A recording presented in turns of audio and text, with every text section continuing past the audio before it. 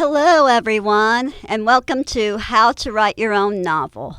My name is Stephanie, and today for National Novel Writing Month, we'll be talking about how to write a book that people will love to read, and we'll explore some resources that the library has to get you started on your writing journey. The most important piece of advice I can give you about writing a novel is that you need to actually write. This sounds obvious, but it can be easy to get distracted by other things like daydreaming about your novel, reading books about writing, and taking writing courses. These are great things, but you have to actually write. And here are some tips from my experience for motivating yourself to actually write. First, have a specific place set aside just for writing. This doesn't have to be anything fancy. Even your kitchen table will do. Set aside a specific time to write. Set a minimum goal. Say, I'm going to write this many words today, or I'm going to spend these many hours writing. And since writing a novel is hard, reward yourself if you need to. You can reward yourself with things that you really like whenever you've met your daily or weekly goal.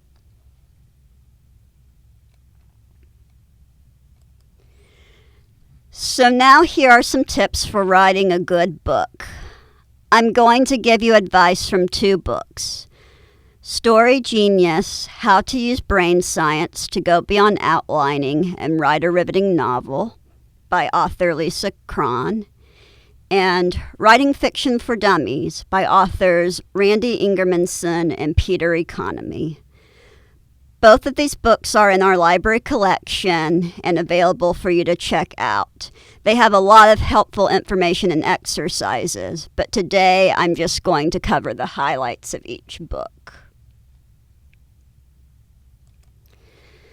So the first thing you want to start with when you write a novel is the actual story.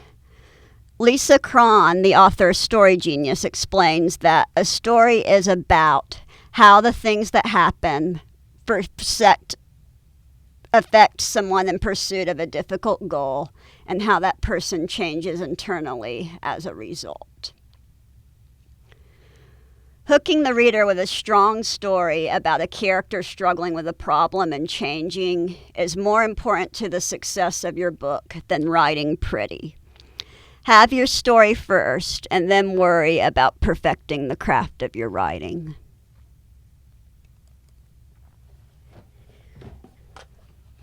Cron gives 6 W's of story: the what if, the who, the why, the worldview, what's next, and when. And I'll give you an overview of these.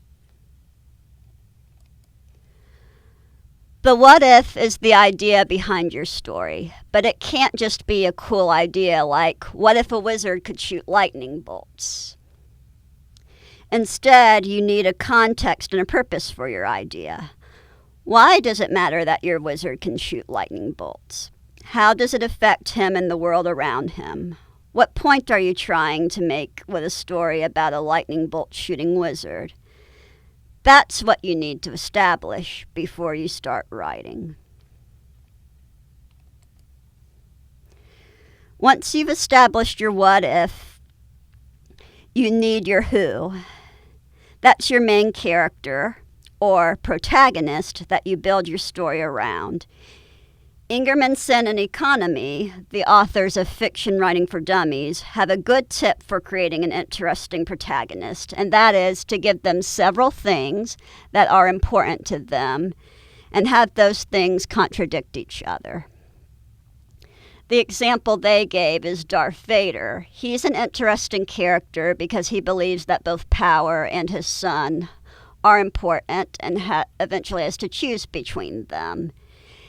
Giving your protagonist conflicting values generates internal conflict and makes the story more interesting.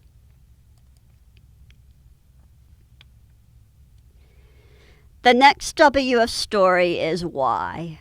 Remember, the two things that fuel your story are your protagonist goal and why they have that goal. So you want to be like a little kid and ask why about everything in your story. Why does this happen? Why does a character have that motivation?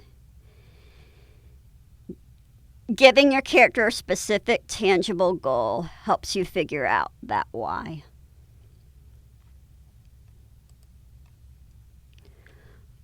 Our next W is worldview. That's the lens your protagonist views the world through.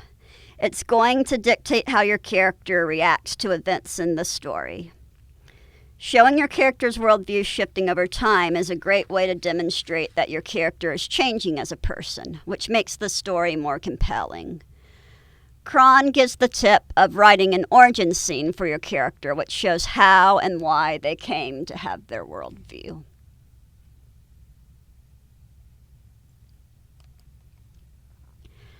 What's next is also known as the plot. You want to remember the law of cause and effect, which is that everything that happens in your plot is driven by the events that come before it. If you're having a hard time figuring out what comes next in your story, ask yourself some questions like, what would my protagonist's belief cause him to do in this situation? Or, how will the other characters react to what my protagonist will do? And finally, there's the when of story, also known as the inciting incident. The inciting incident is when your story really begins because it's the event that shakes up the status quo of your character's life and causes them to start doing things.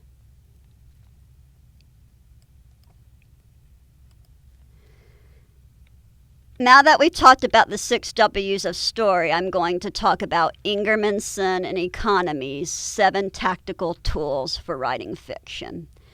These tools are action, dialogue, interior monologue, interior emotion, description, flashback, and narrative summary. I'll give a short summary of 5 of these 7 tools. Action and narrative summary. Action shows what happens on the page, usually using the 5 senses, while narrative summary tells what happens on the page.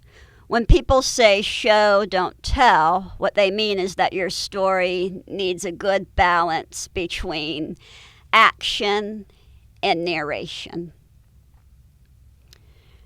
Action always shows what's happening in the present, while narrative summary describes the past or the future. And Ingermanson and Economy compare narrative summary or narration to glue. It surrounds all the tactical tools and holds the story together.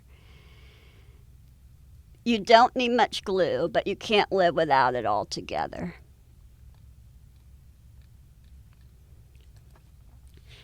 Dialogue. Dialogue, of course, is what your characters say to each other, and it's a type of action. The important thing to remember about dialogue is that dialogue is war. It's something that's used to advance the conflict of a story. A way you can make your dialogue more interesting is to introduce new characters, new facts, or new events.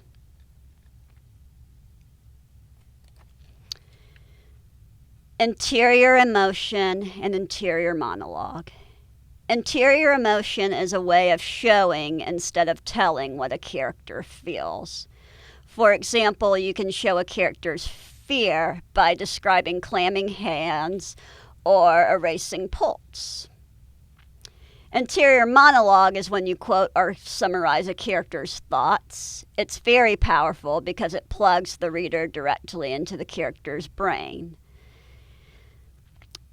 You only want to show one character's thoughts in the story, And you want to quote their thoughts directly without saying he thought or she thought, because those take you out of the character's head. I'd like to conclude with a list of other books on writing that the library has. Stephen King's On Writing, A Memoir of the Craft, is a very fun book. And we also have books on how to write romantic fiction and how to write mysteries. I also wanted to show you the National Novel Writing Month organization's website. Here you can sign up for the NaNoWriMo Challenge to write 50,000 words by the end of November. You can set goals, and you can get support from other writers. Thank you for joining me today, and happy writing.